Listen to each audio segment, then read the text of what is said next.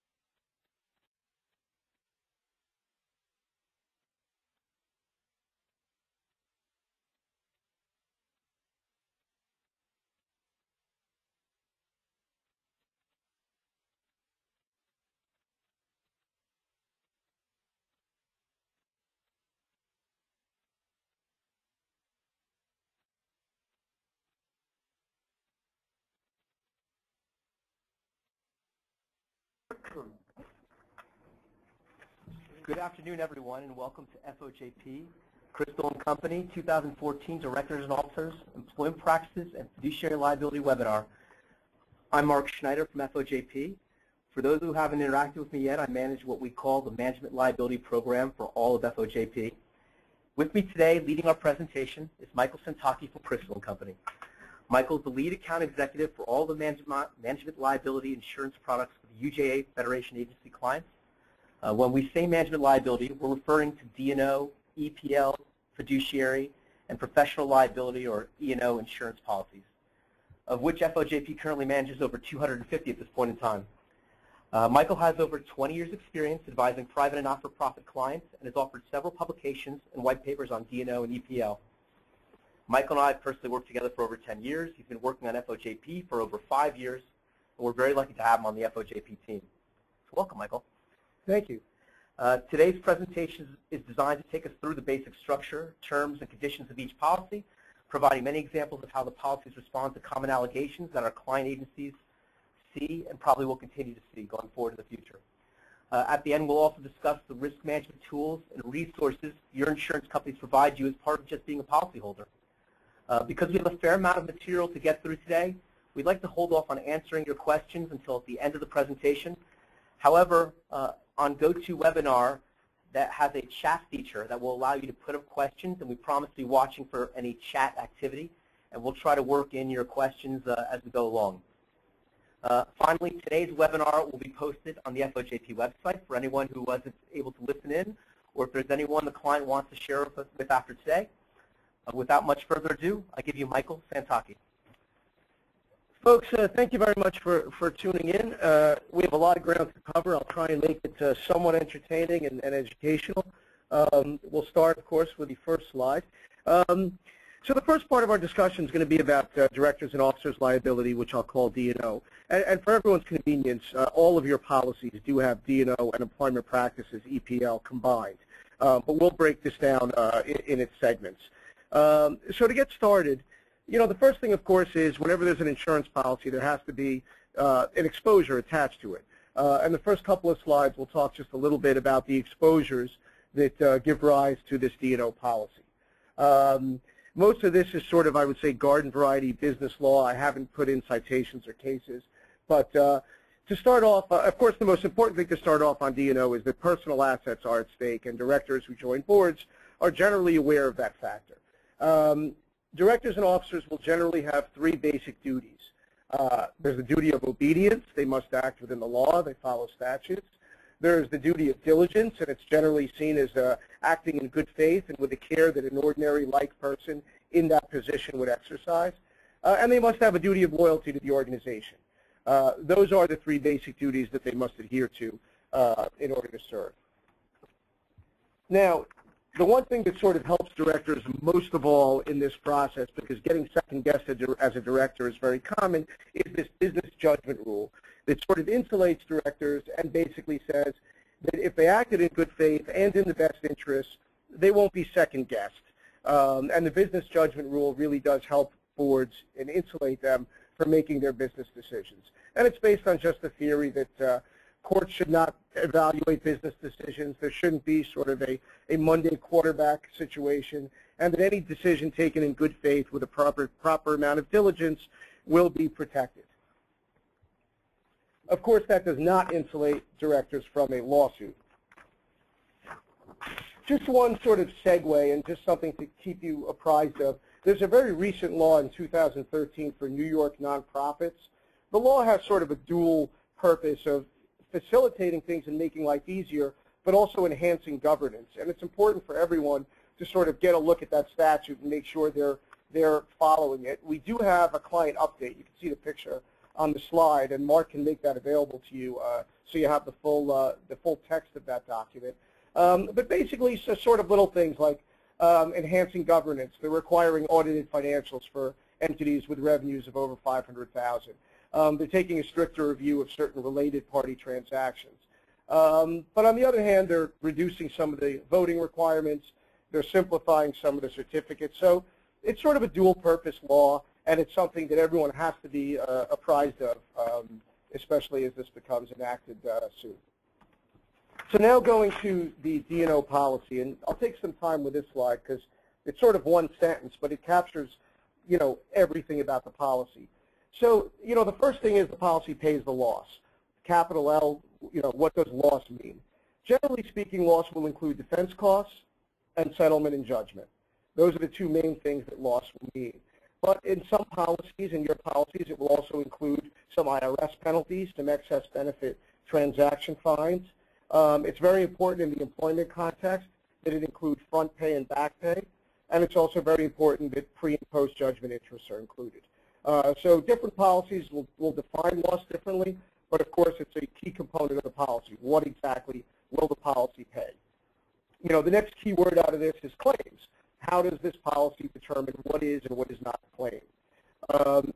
Generally speaking, and it's very important because a claim will trigger you as the insured. It will trigger your obligation to notify, in this case, Allison and FOJP or the insurance company. But a claim can be a written demand for monetary. It can be a written demand for non-monetary. So we see a lot in the Americans with Disability Act claims coming in for non-monetary relief, but simply to put in a larger ramp or something like that. That would qualify as a claim. A civil proceeding, of course, is a claim. A criminal proceeding is a claim. Interestingly, on the Philadelphia policies, that's not in there, but we have that in by endorsement. So criminal proceedings are covered. Arbitrations are covered. With regulatory, if it's on the entity, it's a notice of charge. If it's on an individual, it's generally a subpoena. But these are all events that will be defined as a claim under the policy. Next key issue, now that we know what a loss is and what a claim is who's covered, who's an insured. And this has evolved a lot over time. Traditionally, D&O policies only covered Ds and Os. And what happened was probably 20 years ago, there were a bunch of allocation claims because lawsuits are never styled in the convenience of the insurance policy. So a lawsuit would come in, typically naming the entity and the individual board members. And years ago, the carrier would say, well, we're not covering anyone but the board members, therefore we'll allocate coverage. And their allocations were relatively severe, and it gave rise to some significant lawsuits. The case law all went against the carriers. So I think what they basically decided to do was just say, you know what, let's make everybody an insured, and we won't have to worry about the allocation issue. So the good news on your side is the broad list of insured would generally be the organization, all employees, temporaries, volunteers, directors, trustees, emeritus, committee members. It is really rare to have to schedule an additional insured unless there's a unique situation that comes to our attention where we like to name someone. But for the most part, these policies are now very broad on insured. So now that we have all three, the loss, the claims, who's the insured, the question is, how do you trigger coverage with what's a wrongful act? And there's a difference here between the D&O policy and the employment practices policy. The D&O policy looks at a wrongful act as any error, act, omission, failure to act in their capacity as a director or employee of the organization. That would get you the proper entry to the coverage with that wrongful act. Michael, speak a little closer to the microphone, please. I hear it's coming over garbled. Oh, I'm sorry. This is the microphone. I'm sorry, I was speaking in the wrong microphone. On an employment practice policy, the wrongful acts are listed as perils, so things like wrongful termination, failure to promote, harassment, discrimination, those are all named perils on the employment side. But on the directors and officers side, there is no listing of wrongful act perils. It is simply a broad-based, any act, failure to act in your capacity as a director or insured under the policy. So moving along, and I apologize if people didn't hear me up to now. Hopefully this is better. The D&O policy, and now I'm going to go into the policy a little bit and sort of give you as much information as I can in this short time. The D&O policy is made up of three key insuring clauses, and a lot of times it's referred to as Side A, Side B, and Side C. The first is the direct liability, no indemnification. That occurs when the entity or the organization is not indemnifying the director for the claim. And that would happen in either insolvency or bankruptcy, or when the entity cannot indemnify due to state law. So state law basically says that they want you to indemnify people, they want people to serve on the board, but there are certain areas, generally in cases of self-dealing, where the board cannot indemnify an individual in a claim. In those scenarios, that is a Side A claim. There's generally no deductible. In New York, there's a statutory amount. It's a small amount. But for the most part, there is a zero deductible for a no indemnification claim. And the individual director is directly indemnified in that situation. Exactly. The individual director is directly paid by the insurance company. The second and most common source of claims are the indemnifiable claims. There's a claim against the director or officer. The organization or entity is indemnifying him, and then the organization is getting their money from the insurance company who reimburses them. And in that case, there is a retention or deductible on the claim. And the last source of coverage, and again, this goes back to the allocation point I made, is the entity cover. Nonprofit policy forms have broad entity coverage, whereas on a public company, that would be just limited to securities claims. There is broad entity coverage on these D&O policies that really makes the policy more of a D&O and organization policy.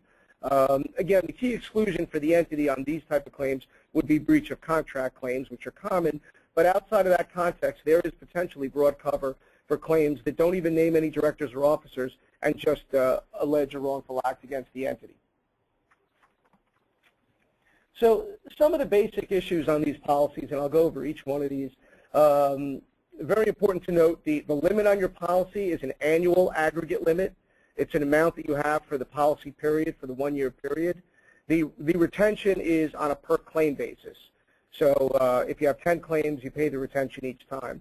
And just by the way, just to deviate for a moment, the distinction between a retention and a deductible. A deductible is paid up front. So say, for example, on an auto claim, you have a loss. The carrier will pay you the money immediately minus the deductible. In the retention scenario, the carrier will wait to start paying the claim until you've satisfied the retention amount. So that's the difference between a retention and a deductible. The second point is very important. There are two defense provisions in a D&O policy. There is either a duty to defend or a pay on behalf.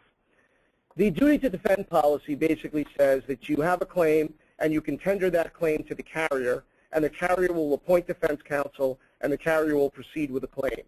The great advantage to a duty to defend policy is this legal mantra that says the duty to defend is greater than the duty to indemnify. If there is a lawsuit that has, let's say, 10 allegations and only one of them are covered, in a duty to defend policy, they have to defend the whole claim. They cannot parse out or allocate covered versus non-covered allegations. They can only allocate the settlement and judgment. That they can do. On a pay on behalf, since you're hiring the lawyer and you're proceeding with the claim, they can say to you, well, there's 10 counts, one of them's covered, we're going to pay 10% of the claim.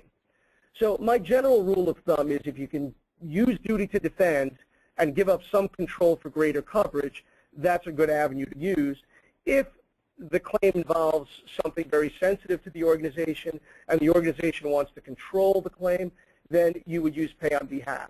But of course, Michael, that's something that we would talk about. You guys get a chance to talk about Allison Barth, and we work with you to help you make that decision. Yes, one of the advantages to this program is your policy is a bit of a hybrid. It allows you to tender a claim for duty to defend if you act within a certain short time frame. So, of course, the immediate answer is to call Allison anytime you have a claim, but it's an important thing to discuss. So besides calling and saying I have a claim, it's useful to have a discussion and say, is this a claim we may want to tender for defense, or is this a claim we simply want to notice for pay on behalf? Now, going on to notice, there are obligations on you, the insured, to notice these things on a timely basis. If you fail to notice it on a timely basis, you can have a consequence of a late notice coverage denial. Generally speaking, if there's a claim, you have to notice it as soon as practicable, which usually means within the policy period of when the claim was made. If you have a potential claim, you don't have to notice it. That's at your convenience. And again, I defer to Allison. You know, if you have something that you want to notice, there is a strategy to notice a potential claim. So, for example, we're coming close to the end of our policy period. If there's a matter that's not a claim yet, but it's going to be a claim, or you believe it's going to be a claim, it is important to maybe notice a potential claim on the current policy, because if 6 months from now or a year from now it develops into a claim, you'll be able to use the expired limits and not tap into the fresh limits. So noticing claims is mandatory. Noticing a potential claim versus a claim is a matter of strategy, and it's something that should always be taken into account. Because if you have a big potential matter coming up and the policy expires, it's very beneficial to tag those limits before that policy expires. Now, just going to some other issues on these policies with acquisitions and subsidiaries. Maybe not a huge point in the not-for-profit side, but generally if you have an acquisition over a certain threshold, you would report it to the insurance carrier. Generally, things under a certain threshold would be automatically covered. Carriers usually use an asset-to-asset threshold, and it's common to see anywhere from a 20 to a 30% threshold. So generally anything under 20% of the acquired entity's assets to your assets would not need to be reported. And as for subsidiaries, the key definition for a subsidiary in a not-for-profit setting is any entity that you would control the board. If you have a majority control of that board, that entity would be a subsidiary. Another very important sort of topic in the D&O policy is severability, the question of when one director commits a bad act, do his bad acts impute onto another director or the entity? For the most part, the acts of one director does not impute to another director, so if there's a bad actor, his actions do not deny coverage to the other board members. The other issue with the severability is at what point could the carrier deny coverage to the entity for the acts of an individual. Generally speaking, the acts of the CEO, CFO, and COO would impute onto the entity. So if the CEO committed massive fraud, the entity would potentially lose coverage. Moving on to the hammer clause, and this is a real important issue. I always like to make sure clients are aware of it. Most policies have a certain percentage threshold that if you have an opportunity to settle, and remember, the carrier's goal here is to settle claims efficiently. Their main concern is efficiency. So if they want to settle a claim early and easily with a plaintiff, and the plaintiff's agreeable, but you feel that, you know, this is a bad claim, it sets a bad precedent if I give out money, I'd like to keep going and win at court, the carrier can punish you and take out a certain amount of the coverage. Traditionally, there used to be a full hammer clause on these policies, which meant that once you got to that point and you didn't agree to settle, you were on your own. Then it's gotten better to a 50-50, which means you're splitting the cost at that point forward. Some of our policies have an 80% hammer clause, which means you would maintain 80% coverage and lose 20% coverage. But it's very important to note that in the insurance context, you do not necessarily have full control over your litigation. And even if you have some control, there could be penalties associated with it. Now, the two warnings I have here, and these are sort of, I guess, my own theory about the D&O insurance policy.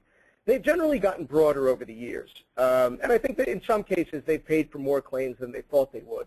But there's always two fallback things that the insurance companies can get to. And there are two things that there's nothing anybody can do about. It's not a matter of policy negotiation. So one is capacity. If any claim is bad and it looks like they might be able to argue that that person wasn't acting in his or her capacity, they can use that argument. That comes up a lot in the employment setting. What if someone does something to another employee, an act of harassment on an off-site meeting? Are they still acting in their capacity? You know, in most cases they would be deemed as such. But if it happens off-site and then off-site of the facility, you know, there is a certain level where the carrier would say he's outside of his capacity. And it's always important to keep an eye on that. The second one, and this is probably one of the biggest, is interrelatedness. It doesn't really come into play if you have not had any claims. But if you've had a claim, especially a full limit loss claim, and you have another claim, even a few years later, and even with some different sets of facts, the carriers will sometimes try and argue that that claim is related to or born out of the first claim. And since the first claim paid its limits, the claim is denied. That's actually probably one of my most common denials on my complex cases, where there's been a prior claim and a whole new one comes up, and everyone just assumes there's coverage, but all of a sudden you get this letter from the carrier saying, well, this is related to this prior claim you had, and therefore there's no more limits. So those are sort of two warning areas that's not really in black and white, but there's sort of things that you should be cognizant of, especially if you've had a prior claim. So the exclusions, and you know, I want to apologize. I don't love our slides. This one's not the best, and there's a couple others that are just kind of too simple. But the point of the slide was to show someone who's dishonest. The most common exclusion in a D&O policy is the fraud dishonesty exclusion. The most common allegation against the board is usually that they committed some sort of fraud. Now, years ago, there was no threshold, so even an allegation of fraud would create, you know, a potential for denial. Over the years, they've adjusted this, especially since it's so common to get them. They now generally have a threshold of a final adjudication, meaning that until a court determines that there is fraud, the carrier can't deny. Now, one caveat here, because you can have a quick settlement and think the case goes away, the carrier could bring a declaratory action in court seeking to determine the level of conduct. So if the carrier believes that there's a lot of fraud and this matter was settled quickly, they do have the ability to go to court and say, look, we have an interest in this claim, and we need to determine the level of conduct in order to see if we're responsible to pay the claim. The second most common exclusion is probably personal profit, self-dealing, and that also now carries a final adjudication threshold. Third, bodily injury, property damage, always excluded on a D&O policy. That's sort of meant as for coverage elsewhere. And generally, I think most exclusions fall in two categories. One is coverage meant elsewhere or another policy they wish to sell you. And the other one is generally public policy. So the bodily injury exclusion, that's really there because that falls under general liability. The fraud dishonesty, especially adjudicated fraud, that falls more in what I would call a public policy issue. You know, insurance policies do not pay for, you know, intentional misconduct. The insured versus insured exclusion is common on all these policies, and that basically says that one insured can't sue another for coverage. There was always the fear on the carrier's part that there would be collusion and two directors would get together and sue each other. So one insured cannot generally sue another for coverage. Prior acts and prior notice. A prior acts exclusion is kind of severe. That's either done strategically in certain cases or sometimes with a new risk. But some policies have a set date as to when coverage would begin for a wrongful act. Our policies don't have this. Prior notice is also an exclusion. If you've noticed another carrier technically speaking, and you go to a new carrier, they have the right to exclude anything that was noticed before, regardless of whether it was accepted by the prior carrier. And the last two, an ERISA exclusion, which falls under the category of another policy, and pollution, also another policy, but those type of claims are not covered on this policy. Moving on now to employment practices. The origins of the employment practice exposure are all statutory, some of them more recent than some of the D&O exposures. Title VII, 1991 is the biggest one. Equal Pay Act, Age Discrimination, Americans with Disability Act, Fair Labor Standard Act. These are kind of coming big lately. But these are all the statutes that really come into play, and there's a host more of what forms the obligations and exposures under an employment practices policy. So some of the sort of hot topics on the employment side. So one is a sort of a little bit of recent case law and statute is this Ledbetter Fair Pay Act. And what that basically said was there was a claim brought in for a female employee who got paid less than a male employee. And they originally said that her claim was time barred because she was hired a long time ago. The Ledbetter Fair Pay Act came out of that and basically said that if there is discrimination in pay, that discrimination is done at every paycheck. Therefore, none of these claims will be time barred because presumably someone got a paycheck within 2 weeks or a month. So that really opened the door for a lot of pay claims, especially those that would have been time barred. But there is coverage for that on the EPL policy? Yes, there is coverage for that under the EPL policy. The second item is wage and hour cover, and that's become a little more tricky in the insurance context. So a lot of claims have come about more recently, especially more recently in wage and hour, and they basically fall into the category of either, you know, I'm not an exempt employee. You've given me a sort of a manager title, but I really should be an hourly employee, and you're making me work overtime. An example of that is, say, Best Buy, when you walk in and someone's a floor manager, but really his job isn't much different than it was when he was hourly. So he sues Best Buy, and he says, you know, the title is really fake. I should be paid hourly. And the other one is some companies, and again, I don't think this applies mostly to you guys, where you would put on a costume for work, a factory costume, and some companies would make people punch the clock after they put on the uniform. So Tyson Chicken, for example, paid $38 million because people punched the clock after they put on their hazardous costumes. Now, on the insurance side, when these claims first started, the industry sort of said, you know, we'll lend a hand and we'll add some wage and hour cover. And then all the claims came in, and then all of a sudden they sort of, instead of saying we'll lend a hand, they sort of said, well, you know, this isn't really something we should be covering because these are your wages and your obligations, and therefore not really insurable. So over the years, we've seen a reduction to elimination of wage hour cover. There is some advantage if you have a duty to defend option, if you have a wage hour claim with other covered counts, to tender a claim like that. But for the most part, the coverage for wage and hour has really closed up. The other thing to be aware of is, outside of the federal landscape, there are a host of state and city laws, particularly in New York, with respect to employment. They may be broader than the federal statutes. And it's important to know what the New York, for example, there's the New York City human rights laws that are, in fact, broader than some of the federal laws. And for those in New York, it's important to be aware of them. A common source of claims these days is retaliation. So, for example, we've seen settings where an employee knows he's about to be terminated, and he decides to call OSHA to complain about, you know, the office environment and the renovation. And then when they come to terminate him, he says, well, you know, you're terminating me because I blew the whistle on you. And what happens in the court setting is the burden can shift from who has to prove their case to moving to the employer, who will have to prove that they didn't fire that person for a retaliatory purpose. So there has been a big spike in retaliation claims. You know, two other sort of hot topics now is, one of them is background checks. And the question is, you know, so normally we would say, well, that's a great idea. Let's make sure everyone gets a background check. In California now, they've said that you can't discriminate against felons. So the problem is, what if you do a background check, someone's a felon, and you don't want to hire him?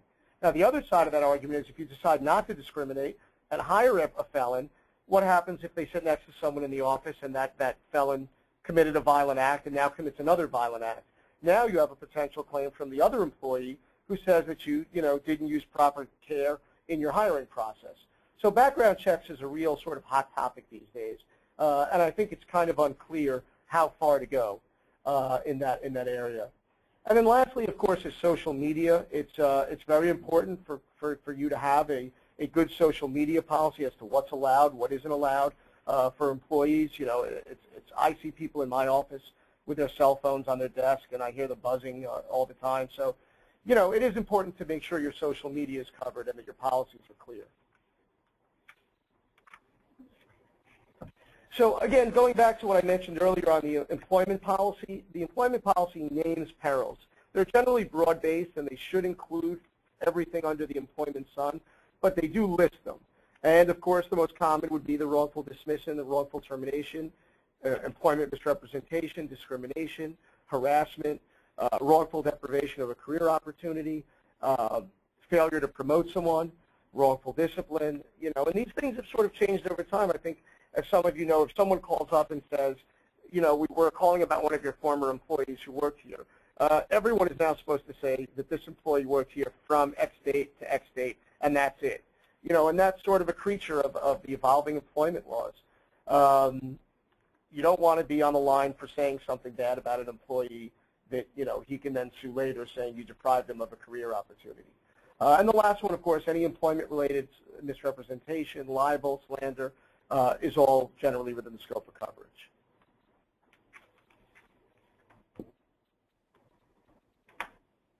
So some key things on the employment practice policy. The first is third-party employment practices. This was a very big issue a few years back with the Denny's restaurant claim, where a number of African-American patrons went into a Denny's and they were denied service. The industry sort of realized that there's no coverage for this because a vendor or a customer would not qualify for an employment claim. They weren't employees. So they've added this third-party coverage, which would basically apply for vendors, customers, anybody, any non-employee that could sue for generally discrimination or harassment. And that's now covered under these policies. Another very important part of the policy is independent contractors. If you have deals with independent contractors where you're assuming their employment liabilities, it's important that that coverage be reflected on this policy. So for an EPL policy, independent contractors, to the extent you indemnify them, are insured under the policy. One of the things we'll talk about a little later is some of the risk management services that these policies offer.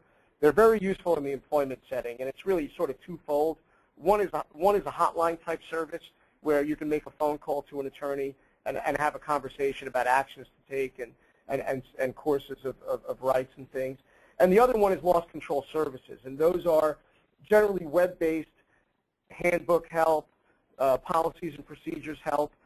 Usually they're sort of easy to follow and they give you all sorts of tips. But the risk management services really are useful, and they do fall into those two sort of pre-claim hotline and, you know, maybe pre-claim, you know, how to manage your employees and policies and procedures. You know, key exclusions on these policies, of course, bodily injury again. Contractual liability, so claims that arise out of contract are not covered, generally speaking, unless that liability exists, notwithstanding the contract. But contractual employee claims are not subject to this policy. Wage and hour, again, most likely not covered these days. And the last one is, you know, again, the ramp, ADA accommodations. Defense costs are usually covered, but the cost of building a new ramp or building a new staircase or something like that would not be covered. So, sounds good. So going into the last leg of a lot of these policies is the fiduciary liability. I will say this, we see very few claims here in the not-for-profit setting. Really only a small handful. I know there's been a little bit of activity here at FOJP, but for the most part, we don't. This is more of a setting on the public company side. But still, it is important to cover, and mainly because the fiduciaries, or the individuals who handle the plans, have the same obligations and duties as a director. And again, that also includes personal assets at stake. So the law on fiduciary liability really came about with the 1974 ERISA law. And that law basically imposed this fiduciary standard requiring people to act like a likewise prudent person with proper diligence on anything having to do with a plan that would qualify under ERISA or even be an ERISA-like plan. It gives people federal remedies. Again, it establishes this code of conduct, and it also requires financial disclosures. It is really the foundation for the exposure to fiduciary liability.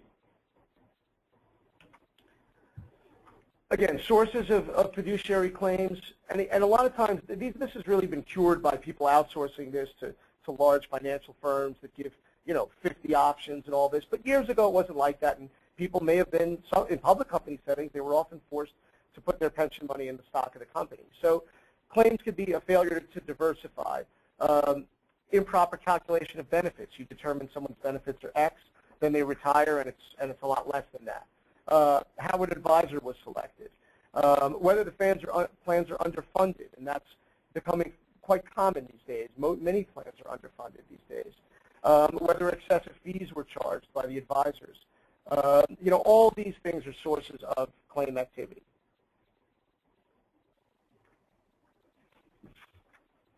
Some policy basics. A fiduciary policy is quite similar to D&O policy.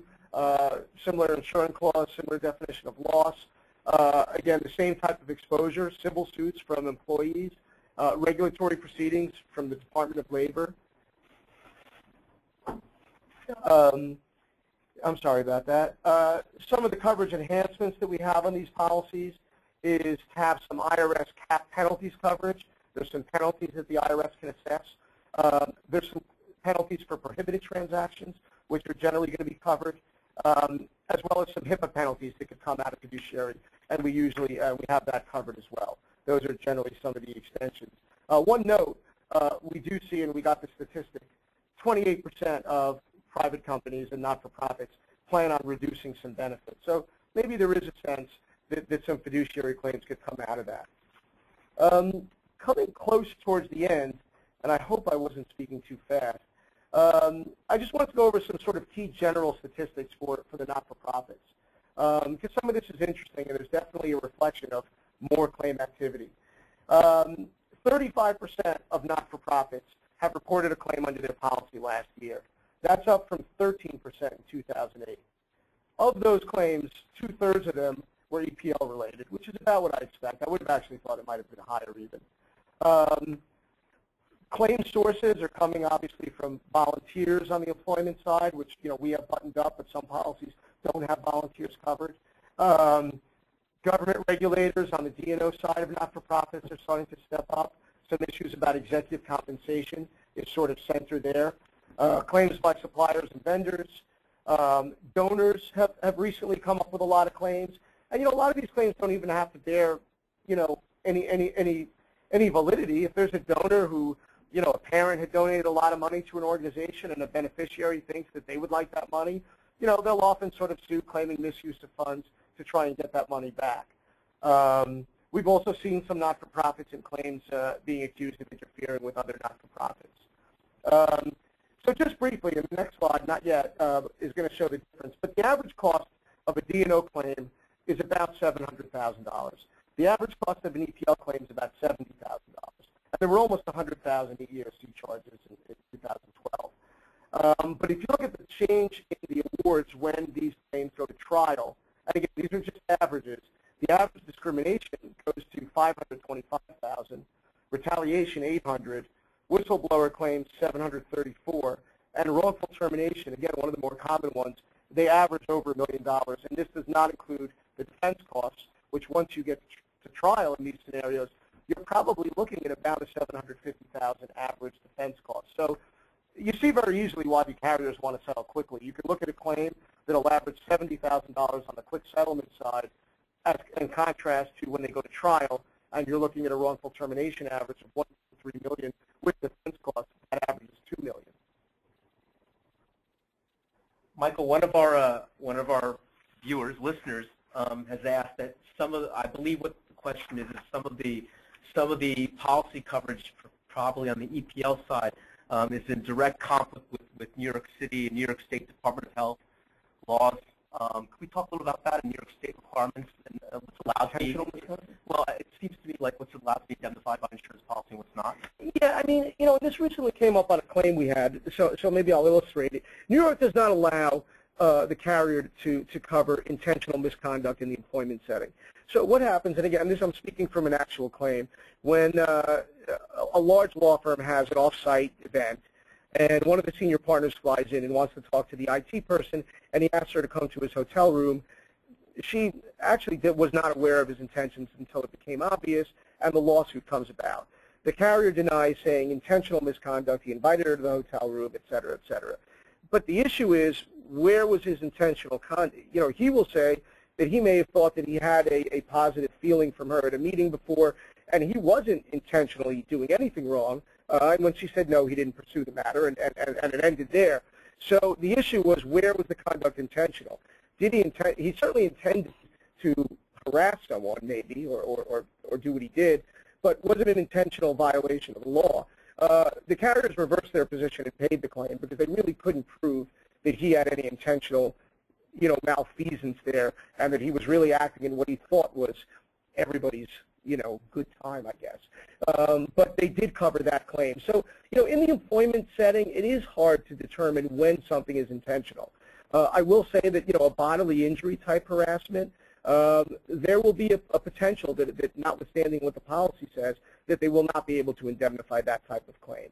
But, and a lot of policies do have a New York statutory intentional misconduct exclusion.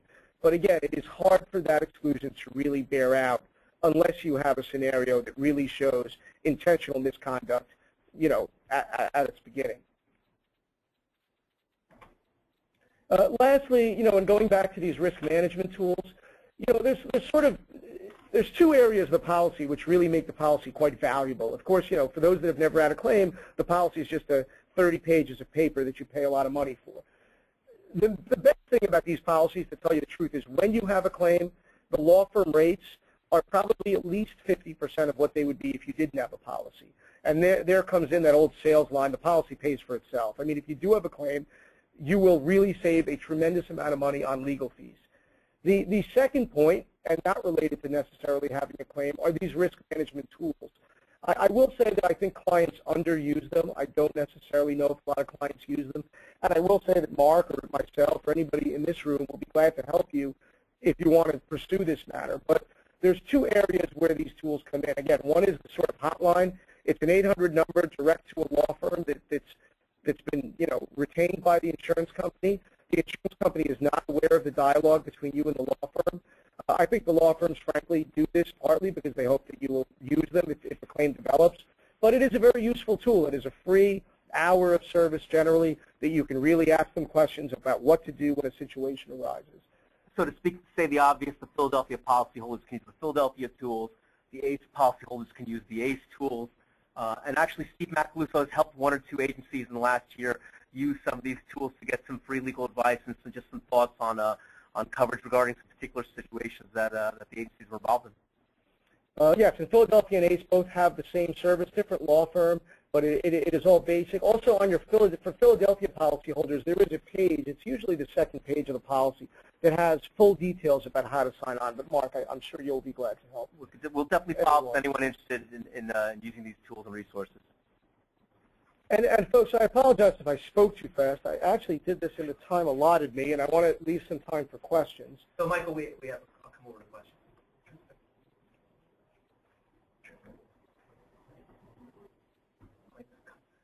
So, Michael, the question is can you go back up, Samantha, please? I can't see. Sorry. In the case of a claim, is the insurance affected immediately? Oh, there you go. Immediately or after the insurance company investigates and determines that the claim is covered. In other words, might there be a period of time when directors might have to provide their own coverage and then apply for reimbursement for the time being? Yeah, that's a good question, because I will say this. The insurance carriers are never going to respond fast enough when you have a claim. I don't know why they're like that. I mean, I deal with this on a daily basis. So the first and most important thing is obviously call Allison, call FOJP, and they will instruct you what to do. But, even within the insurance policy, it does say that you have to take steps necessary to protect yourself. So, immediately if there's a claim, coverage counts from that moment on. So that first dollar you spend will go towards the retention and towards coverage. The most important issue here, and again, it's sometimes contrary, is first take the steps you need to protect yourself. Second, always make sure that you are not doing anything without their consent, and by that I mean at least their notice.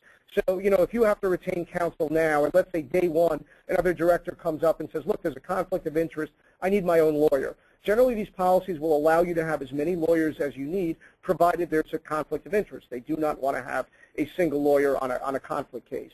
But till they can come back to you and tell you whether there's a conflict and whether they approve of it is a different story. So I think it's really important immediately to go to Allison with what you need on this claim.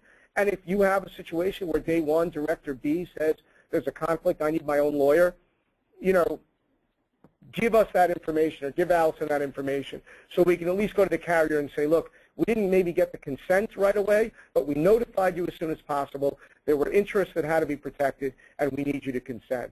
I mean, the key thing is just not to do anything that doesn't at least notify FOJP, who will in turn notify us and the insurance company.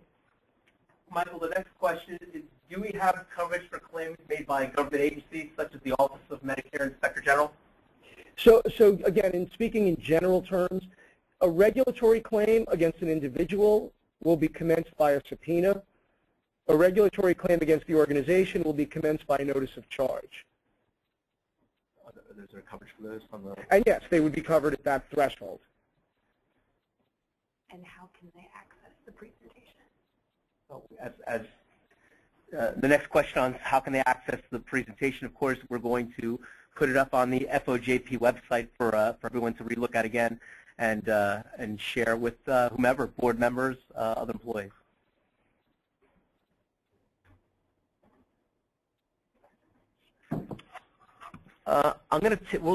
Samantha, can we take the mute off real quick to see if anybody wants to ask any last questions before we finish up?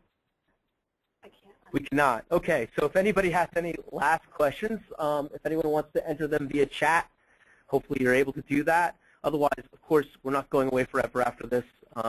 Myself, Charlie Ferguson, Allison Barth, and of course our friends at Crystal are available to answer any more questions, but we'll wait a second just to see if there's any more questions that we can have Michael answer right now.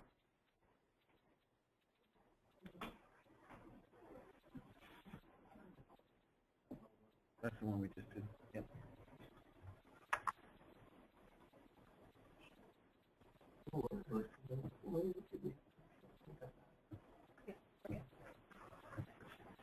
Well, folks, thank you very much for participating. Yeah, thank you, everyone. We really appreciate you guys taking the time. We hoped you found it helpful and constructive. We'll send around a Survey Monkey to get your feedback. And thanks again for all the help and work you've done on working on the D&O EPL insurance renewal submission on NavRisk. And, of course, we're available to help you finish that process off. And that's all. Thanks, and we're signing off.